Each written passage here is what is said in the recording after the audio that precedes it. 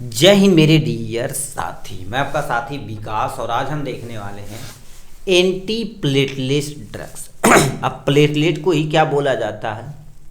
Thrombokinase बोला जाता है। ठीक, अब उसको रोकने के जिस दवा का उपयोग किया जाता है उसी को एंटी प्लेटलेट कहते हैं। फॉर एग्जांपल मान लेते हैं आपकी क्या हो गई, ये नस है, नस के अंदर कहीं थ्रम्बोज यानी क्लोट का फॉर्मेशन हो रहा है, तो उसको क्या कर देते हैं, कम करने के लिए जिस दवा का उपयोग किया जाता है उसको भी एंटी प्लेटलेट ड्रग्स बोला जाता है। मतलब सिंपल सा क्या बोला जाता है, हमारे शरीर के अंदर जो ब्लड वेसल्स होती हैं इसके अंदर मान लेते हैं यहाँ पर क्लोट बन गया। क्लोट मतलब थक्का जब बन रहा है तो इससे हमें दिक्कत होगी आगे चल के, ठीक, या तुरंत भी हो सकती है, जो हमारे हार्ट को दिक्कत कर सकती है। तो अब इसको क्या कर देना, हमको बनने ही नहीं देना है। तो जिस एजेंट का उपयोग किया जाएगा उसी को एंटी प्लेटलेट एजेंट बोला जाता है। तो क्या लिख रखा है, anti platelet drugs are agent that inhibit platelet aggregation and adhesive there by the reducing the risk of thrombus यानी clot formation in blood vessel. कहने का मतलब क्या हो रहा है, जैसे हमारे पास क्या हो गई, नॉर्मल देखा जाए तो ये हमारा ब्लड है, ठीक है, ब्लड वेसल, तो इसी से हमारे रास्ते से क्या कर देती है, नस है जिसको हम ब्लड वेसल्स बोलते हैं। अब जब इसमें मतलब बताओ यहाँ पर मान लेते हैं ब्लड का, ठीक है, यानी मान लेते हैं जो प्लेटलेट है थ्रम्बो यानी क्लॉट करके एक थक्का बना लेगा, क्या गया, थक्का बना लेगा। तो यहाँ से नॉर्मल यदि देखा जाए तो ब्लड प्रेशर को स्पेस प्रॉपर मिल रहा है तो ये आराम से बहेगा। तो आपका ब्लड प्रेशर कितना 120 और 80 mmHg रहेगा, ज़्यादा दिक्कत नहीं रहेगी। बट यहाँ पे आने पे देखा जाए तो क्या होगा, एरिया कम हो गया। यदि एरिया कम हो गया तो प्रेशर ज़्यादा हो जाता। अब बताओ इस प्रेशर को क्या कर देना, ज़्यादा यदि होगा तो आदमी को हाइपर टेंशन, हार्ट अटैक आने का रिस्क रहता। बट एंटी प्लेटलेट एजेंट करते क्या, ये जो कोगुलेशन बन रहा है इसी को क्या कर देते, वो मिटा देते यानी कम कर देते, उस रिस्क को कम करते हैं, उसी को एंटी प्लेटलेट एजेंट बोला जाता है। अब देखिए वही लिखा हो गया, anti platelet drugs are agent यानी ड्रग्स या एजेंट होते हैं जो इनहिबिट करते किसको, प्लेटलेट एग्रीगेशन। प्लेट एग्रीगेशन मतलब थक्का बनाना, and adhesion thereby the reducing the risk of thrombus. मतलब जो तुम्हारे पास क्या बन रहा है बाबू, थ्रम्बस यानी क्लॉट का फॉर्मेशन हो रहा है ब्लड वेसल के अंदर, उसी को रोकने के जिस दवा का उपयोग किया जाता है उसी को एंटी प्लेटलेट एजेंट कहते हैं। नेक्स्ट में क्या लिख रखा, anti platelet agent is also known as anti thrombo यानी थ्रोम्बोइड ड्रग्स बोला जाता है। अब देखिए एंटी प्लेटलेट को क्या बोलते हैं, एंटी थ्रोम्बोइड, ठीक है, थ्रोम्बोटिक एजेंट बोलते हैं। क्यों, क्योंकि प्लेटलेट को ही क्या बोलते हैं, थ्रम्बोज बोला जाता है, जो एयर की उपस्थिति में आके क्या कर दी जाती है, एक्टिवेट करती है थ्रोम्बोकाइनेज को, जो फिब्रिनोजन अब फिब्रिनोजिन और फिब्रिन को क्या कर देता है, कैल्शियम की उपस्थिति में एक्टिवेशन करने का काम करता है। तो ये आपके सामने किसके बारे में हो गया, इसके बारे में एंटी प्लेटलेट के इंट्रोडक्शन के बारे में हो गया यहाँ से। अब इसके क्लासिफिकेशन के देखा जाए तो इसको टोटल 4 में क्लासिफिकेशन किया गया। पहला, प्रोस्टाग्लैंडिन सिंथेसिस इनहिबिटर को ये क्या कर देगा, इनहिबिट मतलब कम करेगा। जो प्रोस्टाग्लैंडिन है उसकी सिंथेसिस को ये क्या करेगा, इनहिबिट मतलब कम करेगा। ठीक, अब इसमें 1-2 एग्जांपल हमको देखना। नेक्स्ट में फास्फोडाइस्टेरेज इनहिबिटर होता, मतलब एक तरह का एंजाइम होता है जो फास्फेट डाइस्टर पे काम करता है, इसको इनहिबिट करेगा। नेक्स्ट में ADP induce plate aggregation inhibit करेगा, मतलब जो तुम्हारे पास क्या हो जाएगा, प्लेटलेट है उसको इंड्यूज करेगा, एग्रीगेशन के तुम्हारे पास इनहिबिट करने का काम करेगा। नेक्स्ट में आपके सामने ग्लाइकोप्रोटीन सेकेंड बी और थर्ड ए रिसेप्टर जो उसको इनहिबिट करने का काम करेगा। तो ये आपके सामने 4 दिया गया है। अब इनके अंदर हमको कम से कम 1-1, 2-2 एग्जाम्पल लिखना है, काम हो जाएगा। पहला दे रखा आपके सामने प्रोस्टाग्लैंडिन सिंथेसिस इनहिबिटर के अंदर एक प्यारा सा एग्जाम्पल आता है जिसको हम क्या बोलते हैं, एस्पिरिन बोला जाता है, जो मोस्टली सर में कहीं दिक्कत रहती तो उसमें उपयोग किया जाता है। नेक्स्ट में इसी में तुम्हारे पास क्या हो जाएगा, डेजो, ठीक है, यानी जिबीन होता है। ठीक है, ये आपके सामने इसके 2 एग्जाम्पल हो गए, 1-1, 2-2 एग्जाम्पल सफिशियंट है। ठीक, ये देखा जाए तो एस्पिरिन मोस्टली जैसे सर दर्द कहीं हो रहा है, सर दर्द मतलब क्या हो जाएगा, कोई ना कोई हमारे ब्रेन में दिक्कत है तो उसमें उपयोग किया जाता है। फास्फोडाइस्टेरेज इनहिबिटर के अंतर्गत तुम्हारे पास क्या हो जाते हैं, जैसे डाई पाई, ठीक है, री डामोल होता है। ठीक है, इसको क्या बोलते हैं, डाइपैराडामोल बोला जाता है। इसके एग्जाम्पल ये हो गया।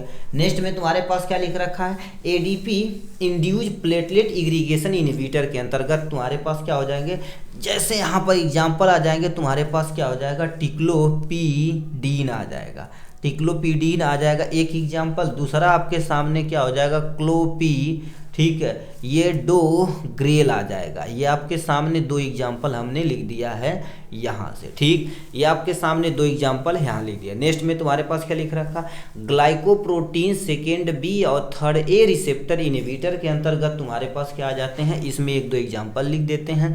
पहला आपके सामने क्या हो जाएगा, टीबो फीबेन आता है, एक एग्जाम्पल ये हो गया। और दूसरा एग्जाम्पल तुम्हारे पास क्या हो जाता है, ठीक है, इप्टीफीबेटिड आता है। तो आपने सामने क्या कर दिया, यहाँ पर हमने दो एग्जाम्पल बहुत है, दोबारा एक बार सुन लीजिए, फिर हम आगे की तरफ रुक करते हैं। पहला दे रखा प्रोस्टाग्लैंडिन सिंथेसिस इनहिबिटर के अंतर्गत एस्पिरिन हो जाएगा और डोजोसिबिन आ जाएगा इसके अंतर्गत। फास्फोडाइस्टर इनहिबिटर के अंतर्गत तुम्हारे पास क्या हो जाता है, डाइपेरी, ठीक है, डामोल आ जाता है। ADP induce platelet aggregation inhibitor के अंतर्गत तुम्हारे पास क्या हो जाता है, टिक्लोपीरिडीन आता है, ठीक है, टिक्लोपीडीन आता है और क्लोपिडोग्रेल आता है। नेक्स्ट में तुम्हारे पास क्या लिख रखा है, यहाँ से ग्लाइकोप्रोटीन सेकेंड बी और थर्ड ए रिसेप्टर इनहिबिटर के अंतर्गत तुम्हारे पास कौन आ जाता है, टीबा, ठीक है, टीबाफीवेन आ जाता है और इप्टीफीबेटिडाइड आ जाता है, ठीक। तो ये आपके सामने हमने दो तीन एग्जाम्पल लिख दिया। अब ज़्यादा एग्जाम्पल नहीं याद रखिएगा, ठीक, मोस्टली बुक में ही इतना ही है, ठीक है। तो ये आपके सामने एंटी प्लेटलेट का क्लासिफिकेशन हो गया। अब हम थोड़ा सा आगे की तरफ रुक करते हैं। जो आगे दिया गया है इंडिकेशन मतलब कहाँ कहाँ आप प्रयोग कर सकते हैं। पहला पॉइंट लिख रखा है प्रिवेंशन ऑफ हार्ट अटैक। बताइए ब्लड क्लॉट यदि हो गया है तो यहाँ से ब्लड प्रॉपर फ्लो नहीं हो पाएगा, तो हार्ट पे प्रेशर ज़्यादा होने का चांस रहेगा, जिसमें हार्ट अटैक आने का चांस रहेगा। उसको रोकने के लिए हम क्या कर देते हैं, एंटी प्लेटलेट का उपयोग करते हैं।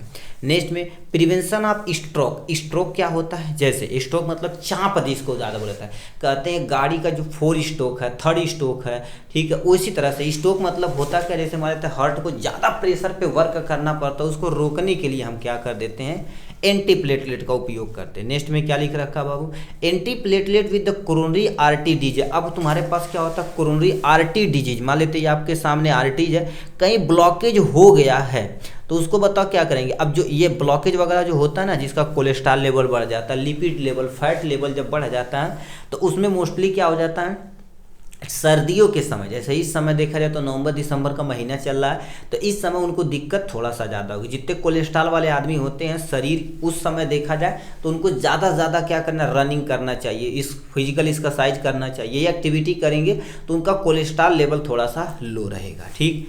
तो उसमें हम क्या कर देते हैं, कोरोनरी आर्टरी डिजीज कहीं रहे, उसको ट्रीटमेंट में हम क्या कर सकते हैं, उस पेशेंट को भी हम एंटी प्लेटलेट कैटेगरी की दवा देते हैं। Use in the prevention of the blood clot in atrial fibrillation में होता है। जैसे मान लेते हैं आर्ट्रियल फाइब्रिलेशन में तुम्हारे पास कहीं ब्लड क्लॉट कर गया, थक्का बना गया, उसको प्रिवेंशन करने के लिए हम क्या कर देते हैं, इस कैटेगरी की दवा प्रयोग करते हैं। नेक्स्ट में use in the periphery arterial disease, मतलब पेरीफेरी आर्ट्रियल डिजीज मतलब तुम्हारे पास क्या होता है, जैसे देखिए दो तरह का हमारे नर्वस सिस्टम होता है, एक ऑटोनोमिक नर्वस सिस्टम, नॉर्मल देखा जाए तो सेंट्रल नर्वस सिस्टम और periphery nervous system. Central nervous system के अंतर्गत ब्रेन प्लस स्पाइनल कार्ड आता है। पेरीफेरी मतलब साइड में जो तुम्हारे पास आर्टरीज होती है, उसमें कहीं ब्लॉकेज हो गया तो उसको सही करने के लिए हम इस कैटेगरी की दवा प्रयोग करते हैं। तो आपके सामने इंडिकेशन दे दिया गया है यहाँ से, ठीक। अब हम आते हैं कॉन्ट्रा इंडिकेशन हो जाएगा। क्या हो जाएगा, कॉन्ट्रा इंडिकेशन मतलब कहाँ कहाँ प्रयोग नहीं कर सकते। पहला पॉइंट, सीवियर लीवर डिजीज में आप प्रयोग नहीं कर सकते। क्यों, क्योंकि मोस्ट ऑफ द ड्रग्स को क्या कर देता, मेटाबॉलिज्म तथा डिटॉक्सिफिकेशन करने का काम लीवर का होता है, ठीक। तो उसमें आप नहीं दे सकते। किडनी डिजीज, मान लेते किडनी डिजीज क्या कर देती है, अभी बताओ, ब्लड में क्लॉट जो है उसको भेजा जाएगा, डिजॉल्व करके कहाँ भेजा, किडनी फिल्टर करके शरीर से उस वेस्टेज के जरिए उसको बाहर करेगी। अब बताओ किडनी में कोई डिजीज है तो आप नहीं दे सकते हैं। नेक्स्ट में लिखा रखा hyper sensitive allergic reaction toward the drugs, मतलब कोई बंदा इस दवा के प्रति यानी एंटी प्लेटलेट ड्रग्स के प्रति ज़्यादा ठीक है, सेंसिटिव तथा एलर्जी है तो उसको भी आप नहीं दे सकते, नहीं तो अब बाद में उसको क्या होगी, बहुत ज़्यादा दिक्कत झेलना पड़ेगा। नेक्स्ट में क्या लिख रखा, पेप्टिक अल्सर में आप नहीं दे सकते, मतलब अल्सरेशन में, जैसे पेट में कहीं अल्सरेशन हो जाएगा, माउथ में अल्सरेशन, माउथ में रहेगा तो ज़्यादा दिक्कत नहीं रहेगा, बट पेट में ज़्यादा रहेगा तो आपको दिक्कत हो सकती है, कहीं ड्यूडेनम में रहे तो दिक्कत हो सकती है। ठीक, तो इन कंडीशनों में आप दवा नहीं दे सकते। फार्माकोलॉजिकल एक्शन गुरुदेव देखा जाए तो क्या होता है, मतलब ये जो कैटेगरी की दवा है यदि हमारे शरीर में जाएगी तो अपना एक्शन कैसे परफॉर्म करेगी उसको देखना है। पहला दे रखा तुम्हारे पास क्या लिख रखा है, FC, ठीक है, एफ लिख रखा है एप्सिकामैब और इप्टिफिब्रेटाइड prevent the fibrogen from the binding to these receptor in blocking the final step of the platelet aggregation।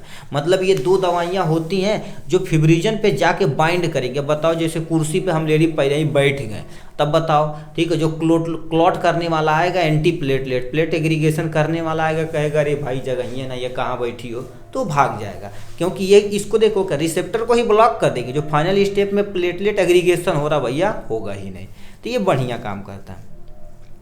डाइपैरिडामोल increase the cyclic nucleotide level which inhibit the platelet activation. मतलब जो तुम्हारे पास देखिए प्लेटलेट कोगुलेशन करता क्या, जब इनएक्टिव फेज में होता तब उस पर वर्क करता है, बट इसको एक्टिवेट कर देगा तो क्या करेगा, फाइंड करने लगेगा, डिफेंस करने में, ब्लड क्लॉट को बाहर करने में मदद करता है, तो अंदर नहीं करेगा। लिख रखा क्लोपिडाग्रेल ब्लॉक द P2 और V12 ADP receptor on the platelet therefore the reducing the platelet activation. मतलब ये तुम्हारे पास ये जो दवाइयाँ होती हैं इन्हीं को ब्लॉक कर देगी, रिसेप्टर को ही ब्लॉक कर देगी, जिससे प्लेटलेट जो रिड्यूज हो जाएगा उसके एक्टिवेशन के लिए। ठीक है, तो ये आपके सामने हो गया है यहाँ से इनके बारे में। तो फार्माकोलॉजिकल आपके सामने एक्शन यहाँ दिया गया है, मतलब इन पे वर्क करते हैं। अब नेक्स्ट पे आपके सामने दिया गया है यहाँ से डोजेज के बारे में।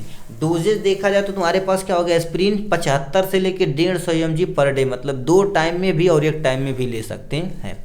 ठीक, लिख रखा क्लोपिडाग्रेल जो 75 mg आप पर डे ले सकते हैं। मोस्टली देखा जाए तो ये भी क्या कर दिया जाता है, BD चला जाता है दिन में 2 बार, ये भी BD चलाया जाता है दिन में 2 बार। और क्या लिख रखा, डाइपैरिडामोल दे रखा जाए तो 200 mg तुम्हारे पास होता है ट्विंस ए डेली, मतलब दिन में 2 बार, यानी इसको भी आप BD ले सकते हैं। ठीक है, FC कैसीमैब दे रखा, ठीक है, जो 0.25 mg पर kg के वेट के हिसाब से दी जाती है। ये देखा जाए तो मोस्टली IV आती है, और यानी तुम्हारे पास ओरल भी आता है, बट मोस्टली देखा जाए तो IV के रूप में आता है। तो ये आपके सामने दिया गया था एंटी प्लेटलेट के बारे में।